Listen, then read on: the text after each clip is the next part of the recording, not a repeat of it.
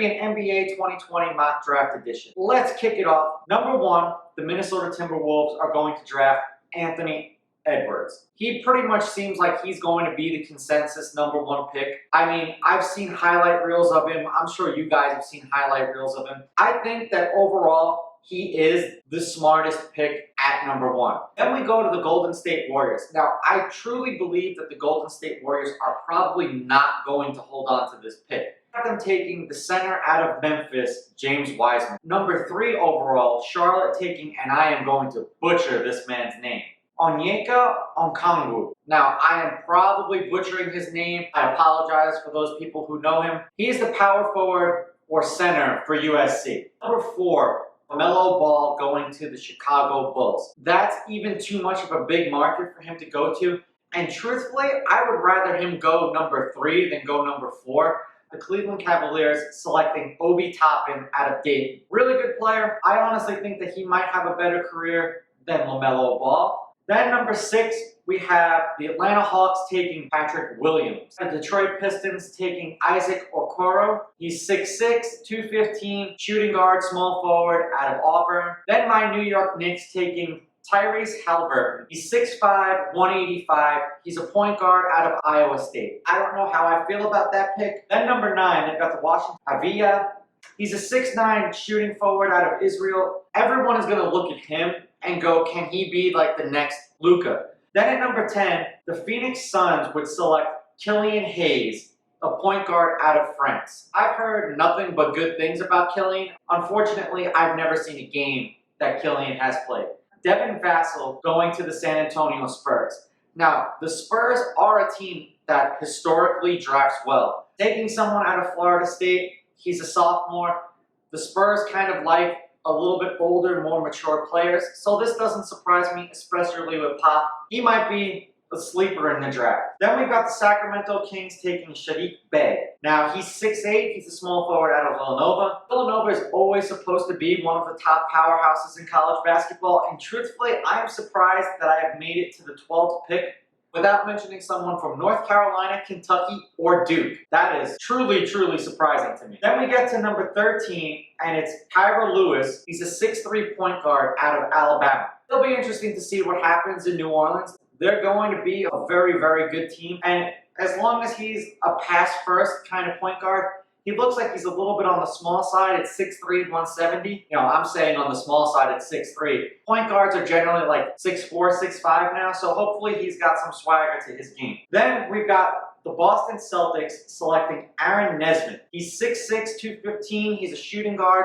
or a small forward out of Vanderbilt. Celtics do pretty well when they pick as well. Here is probably going to be my steal of the draft, and it's going to go to the Orlando Magic. It's Cole Anthony. He's 6'3", 185. He's the point guard out of North Carolina. Had he not tore his ACL, he would arguably be the number 1 pick in this draft, because I know before the season even started last year, he was supposed to be like a top 5 pick. And now here he is falling to number 15 to the Orlando Magic. Good on him, good on them if they get Cole Anthony. That would probably be the steal of the draft at number 15, at least in my opinion. Then at number 16, we've got Precious Achiuwa.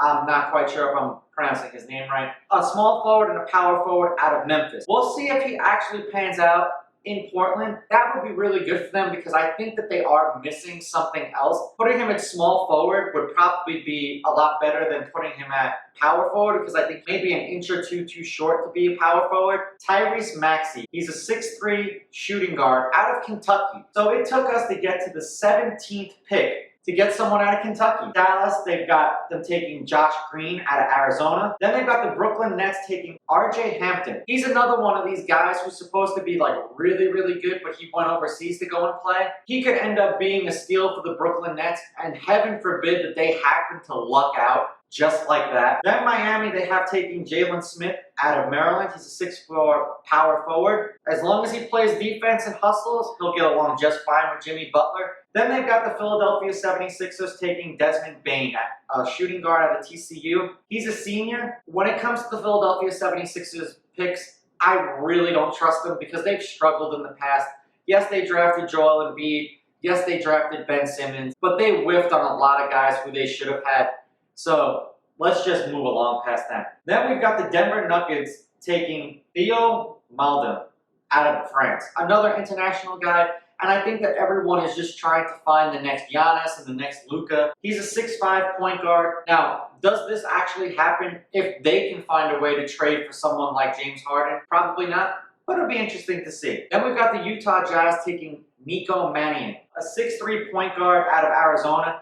And there seems to be a lot of trends with point guards getting taken in this first round. Then 24, they have the Milwaukee Bucks taking Tyrell Terry. He's a point guard out of Stanford. Would you look at that? Another point guard. Hopefully he can hit free throws and, shoot three-pointers, because they're going to need someone to build around once Giannis leaves, because I truly believe that Giannis is gone. Then at 25, Jaden McDaniels goes to the OKC Thunder. He's a 6'10" power forward. I can't argue with OKC picking a big man. They've done well picking there in the past. Then they've got the Boston Celtics taking Vernon Carey, another big man, 6'10", out of Duke. Then we've got the New York Knicks picking at number 27, and they've got them taking Zeke Ninjala.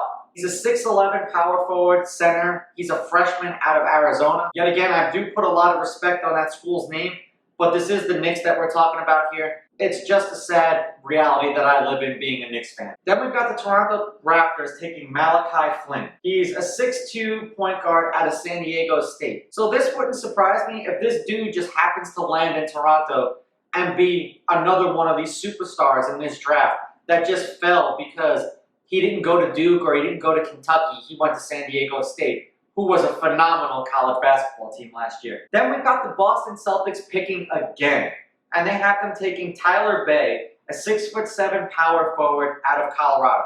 I put a lot of respect on the Celtics names, and I don't know if the Celtics are actually going to be making all of these draft picks. So that rounds out the first round of the NBA draft. So I think right now, the winners obviously are going to be the Minnesota Timberwolves.